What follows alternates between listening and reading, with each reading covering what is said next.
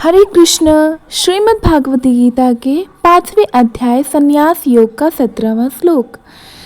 तद्बुद्धयाश्च तदात्मना सन्निष्ठा तत्परायणा ज्ञान निर्धु कल्मष गच्छन्ति अपुनरावृतम्। ज्ञान निर्धून कल्मषः। इस श्लोक का भावार्थ है कि जिनकी बुद्धि, आत्मा और निष्ठा सब भगवान में स्थित है, जो पूर्ण रूप से भगवान के ही शरणागत हैं और जिनके समस्त पाप ज्ञान रूपी अग्नि से भस्म हो गए हैं, ऐसे ज्ञानी पुनर्जन्म को प्राप्त नहीं होते, वे मोक्ष को प्राप्त होते हैं। बहुत समय पहले की बात है। विद्यानगर नामक राज्य में यदुनाथ नाम का एक राजा था। विद्वान, वीर, न्यायप्रिय और धन संपत्ति से भरपूर, लेकिन एक समस्या थी, अंदर से अशांति। सपनों में वह चिल्लाता था, मैं कौन हूँ, ये सब किसके लिए है। एक दिन वह राजमहल छोड़कर जंगल में चला गया। वह साधु संतों से पूछने लगा, क्या यही जीवन है।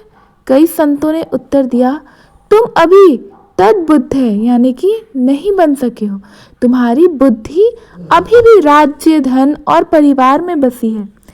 जब तक बुद्धि, आत्मा और निष्ठा परमात्मा में स्थिर नहीं होती, तब तक तुम मुक्त नहीं हो सकते। आखिरकार उसे एक महायोगी मिले, जिन्होंने उसे बताया, ज्ञान की अग्नि आत्मा के सारे पाप को जला देती है, लेकिन ज्ञान केवल पढ़ने से नहीं, भगवान में बुद्धि, आत्मा और निष्ठा लगाने से आता है। यदुनाथ ने वर्षों तक तपस्या किया, भगवान में ही चिंतन, ध्यान और प्रार्थना करता रहा। जब उसने अपने भीतर केवल भगवान को अनुभव किया, तब उसे राज्य, परिवार, मोह सब तुच्छ लगने लगा। उसका नाम अब ज्ञाननाथ पड़ गया। उसने संसार को त्याग नहीं किया, बल्कि संसार में रहकर भगवान को प्राप्त किया। अंत में वह शरीर छोड़कर चला गया, पुनर्जन्म नहीं हुआ, क्योंकि उसकी आत्मा मोक्ष में लीन हो चुकी थी। इस श्लोक से यह सीख मिलती है कि जिसने अपनी बुद्धि, आत्मा और श्रद्धा सब कुछ भगवान में अर्पित कर दी है, वही सच्चा ज्ञानी है। वो किताबों से नहीं, अनुभव से ज्ञान प्राप्त करता है। उसका हर कर्म, हर सांस भगवान के लिए होता है। ऐसा व्यक्ति फिर जन्म नहीं लेता, क्योंकि उसका जीवन ही मुक्ति का द्वार बन चुका होता है। जो परमात्मा में ही बुद्धि, आत्मा और निष्ठा लगाता है, वो संसार से ऊपर उठकर मोक्ष को प्राप्त करता है। न वो जन्म लेता है, न मृत्यु उसे छूती है। वो बन जाता है एक जीवित मुक्त आत्मा, भगवान के श्री चरणों में विलीन। 18वां श्लोक।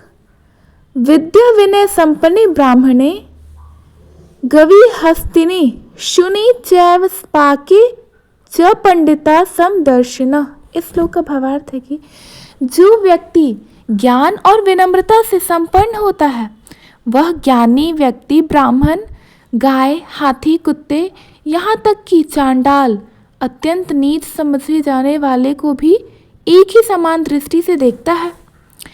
एक समय की बात है, एक निर्दयी राजा वासुदेव सदैव वर्ण व्यवस्था को लेकर कठोर था। वह शूद्रों को मंदिर में प्रवेश नहीं करने देता था, कुत्तों और चांडालों को अपवित्र मानता था। एक दिन नगर में एक तपस्वी पहुंचे। ऋषि कपिल उनके साथ चल रहे थे। एक ब्राह्मण, एक गाय, एक हाथी, एक कुत्ता और एक चांडाल। लोग हैरान थे। ऋषि कपिल ने सभी को बराबर सम्मान दिया। राजा ने उन्हें बुलाया और कहा, आप एक चांडाल और कुत्ते के साथ कैसे रह सकते हैं। ऋषि बोले, हे राजन, जिस आत्मा ने ब्राह्मण में निवास किया है, वही आत्मा गाय, हाथी, कुत्ते और चांडाल में भी है।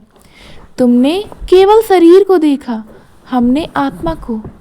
पंडित वे हैं जो विद्या और विनय के साथ हर जीव को भगवान की तरह देखते हैं। राजा ने क्रोधित होकर चांडाल को दंड देने का आदेश दिया। जैसे ही सैनिक आगे बढ़े, चांडाल के शरीर से दिव्य तेज निकला। श्री हरि विष्णु प्रकट हुए। वो बोले, राजन, तुमने मेरी ही आत्मा का तिरस्कार किया है। हर जीव में मैं ही हूँ। राजा काँप उठा। उसे ज्ञान की अनुभूति हुई। उसने चांडाल को गले लगाया, कुत्ते के पैर धोकर पूजन किए। उस दिन से राज्य में भेदभाव समाप्त हो गया। मंदिर सभी के लिए खुले। हर जीव में ईश्वर की अनुभूति होने लगी। ऋषि कपिल बोले, समदर्शिता ही परम ज्ञान है। बाहरी रूपों से ऊपर उठो और आत्मा में बसे ईश्वर को देखो।